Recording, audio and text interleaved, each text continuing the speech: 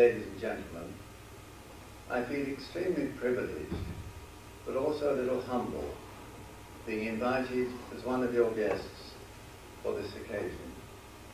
And I can't help remembering that this is the 50th anniversary of the arrival of United States Air Force to Britain. And that from that moment on, we flew together towards the same objective. I think that your idea of dedicating this room to those who gave their lives in the cause of freedom is very meaningful. And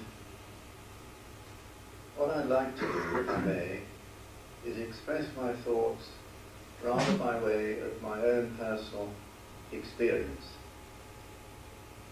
I remember well, 2 days before I was due to report my operational squadron on early June 1940, suddenly thinking, in a few days' time I shall be in action. What's going to happen? I just could not see myself standing up to it. When I arrived at the station, RAF Driffield in Yorkshire, I think that I was so nervous that I'm not sure I didn't salute the corporal on duty, instead of him saluting me. But once I got inside, somehow everything changed.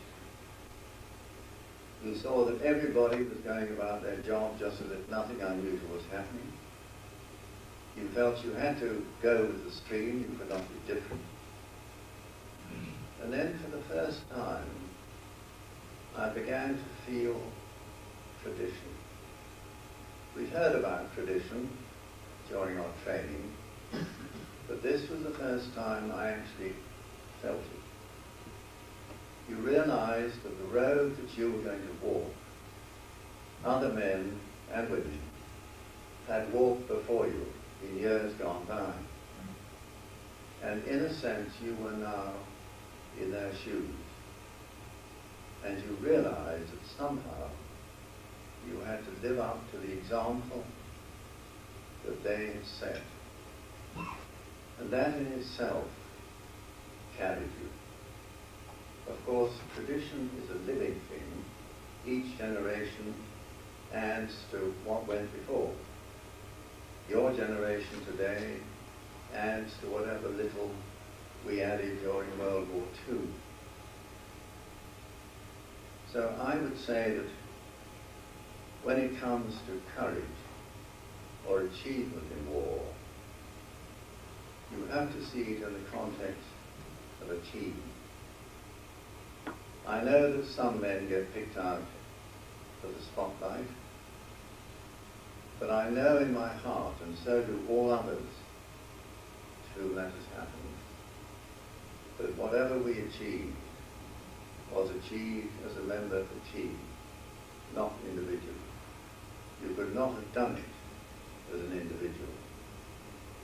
So perhaps here I have to make an exception of those whom I admire most of all, special forces, those who operated in occupied Europe totally alone, never knowing from minute to minute whether there might be a knock on the door and in come the Gestapo.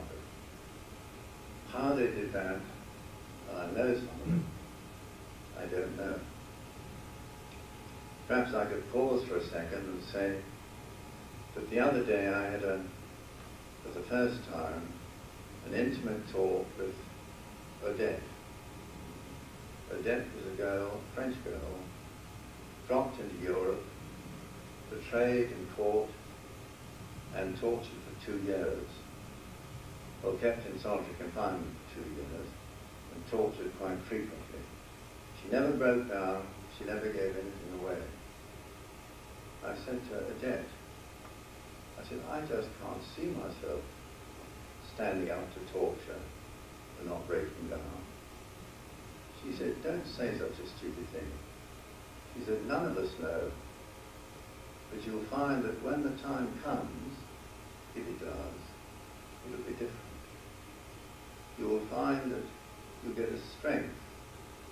never knew you had.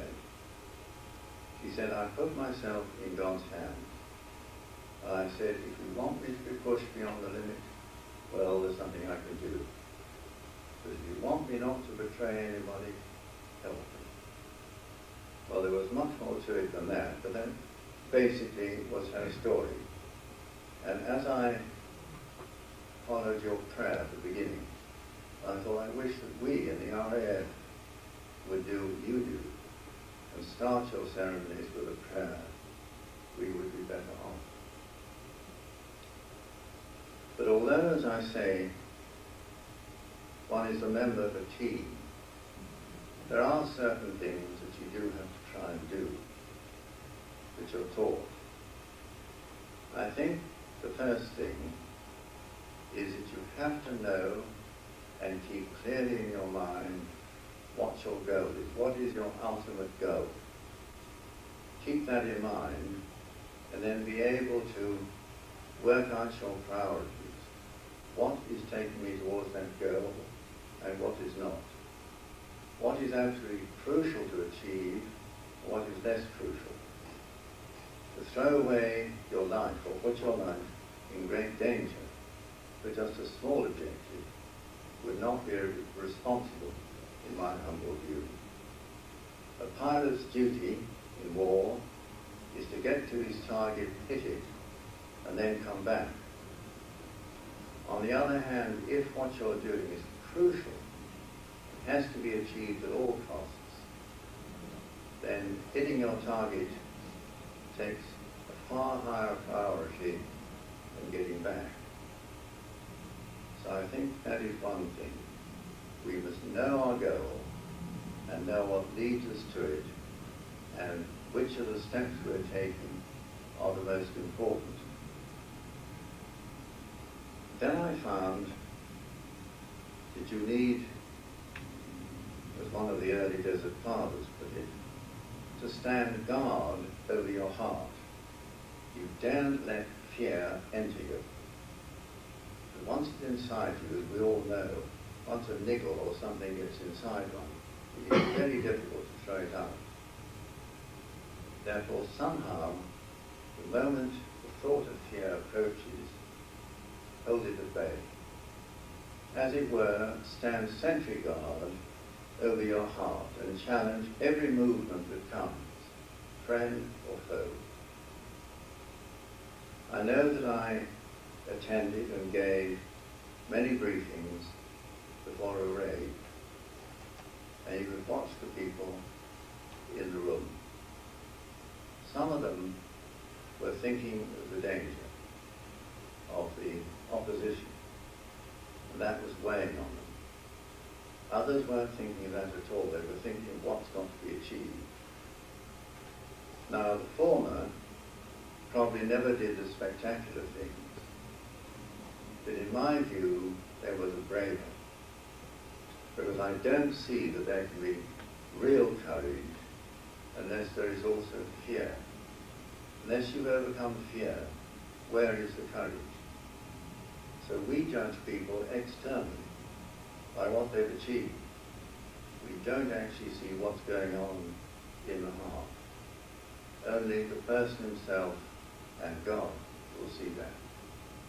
So we have to be careful in our judgments and recognize, as I think you all do, and as you said very clear in your opening remarks, one thinks of the ordinary person, unseen, never did anything spectacular, but he went through to the end and he gave, or she gave, their life.